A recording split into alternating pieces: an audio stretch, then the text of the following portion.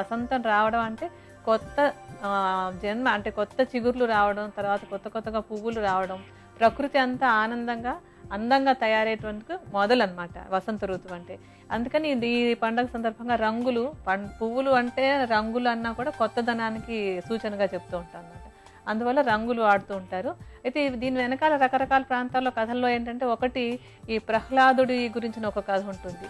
ప్రహ్లాదుని హిరణ్యకశిపుడు కథలో హోలిక అనే రాక్షసిని దహనం చేసినటువంటి సందర్భంగా ఈ హోలీ అనే పండుగ వచ్చిందనేది ఉత్తరాదిలో చెప్పేటువంటి, హోలిక నుంచి హోలీ అనే పదం వచ్చిందని. ఈ హోలిక అనే రాక్షసిని రాత్రిపూట దహనం చేసి ఉదయమే పండగ ఆనందంగా ఈ పండగ చేసుకుంటారండి. తర్వాత ఇంకా కొన్ని మన ప్రాంతాల్లో అక్కడ అంటే ఈ కాముడిని దహనం చేయడం అంటే మన్మధుడు, కాముడు అంటే మన్మధుడు కదా, శివుడు మన్మధుడిని దహనం చేసిన దానికి చిహ్నంగా అంటే కట్టెలు అది పెట్టి దహనం చేసేసి తర్వాత రోజు ఆనందంగా పండుగ చేసుకున్నట్టుగా కూడా ఒక కథలు, రకరకాల కథలు ఉంటాయి.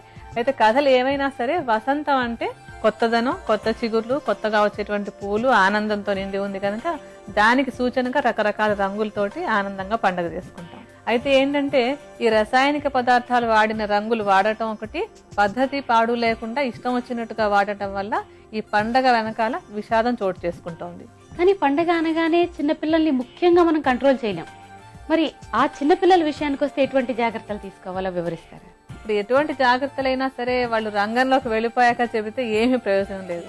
ముందుగానే అంటే పండగకి ముందుగానే వాళ్ళని మెంటల్ గా ప్రిపేర్ చేయాలి. చిన్నపిల్లలు కూడా ఏంటంటే అందులోకి వెళ్ళాక వాళ్ళు పొరపాట్లు చేయొచ్చు, కానీ ముందుగానే వాళ్ళకి మనం ఏది ఎందుకు చేయాలి అని కనుక ఎక్స్ప్లెయిన్ చేస్తే వాళ్ళు వినంత బాగా ఎవ్వరు వినరు. ఇంకా పెద్దవాళ్ళు కూడా ఏదో వితండవాదం చేస్తారు, కానీ పిల్లలకి ఒక మంచి విషయాన్ని చక్కగా ఎక్స్ప్లెయిన్ చేసి ఇదమ్మా ఇందుకోసం ఇలా వాడకూడదు, ఇలా చేయకూడదు, ఇలా చెయ్యి అని చెప్పినట్టయితే వాళ్ళు తప్పనిసరిగా ఉంటారు. అందుకని వింటారు.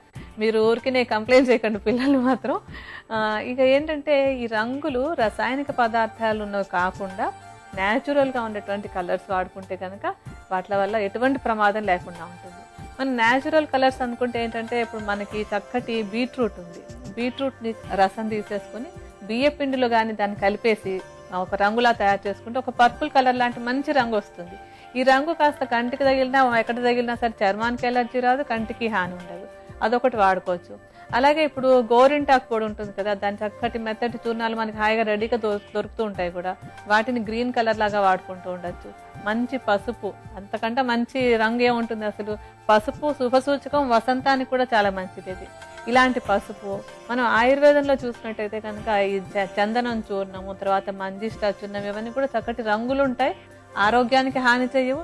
ఇటువంటి రంగులు ఉన్నటువంటి చూర్ణాలని మనం ఈ హోలీ సందర్భంగా కనుక వాడుకోగలిగినట్టయితే రకరకాల ప్రమాదాలు రాకుండాను ఈ చర్మానికి వ్యాధులు కాదు ఇంకా మంచి ఆరోగ్యం వచ్చేటట్టుగా కూడా సహాయపడతాయి.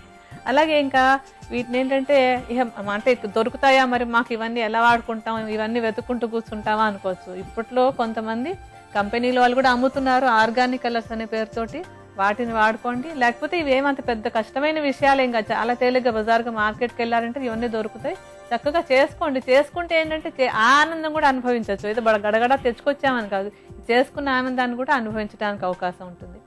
ఇవేవి మేము చెయ్యలేము, మాకేమి సాధ్యమే కాదు అనుకుంటే ఈ బజార్లో రంగులే వాడుకోవడం ఇంకా మరో మార్గం లేదు అని మీరు నిర్ణయించుకున్నట్టయితే కనుక అన్ని రంగుల్లో కూడా కొంచెం ఈ గులాల్ అని చెప్పే గులాబీ రంగు ఉన్నంతలో తక్కువ కెమికల్స్తో తయారవుతుంది కనుక దాన్ని మాత్రం వాడుకోండి.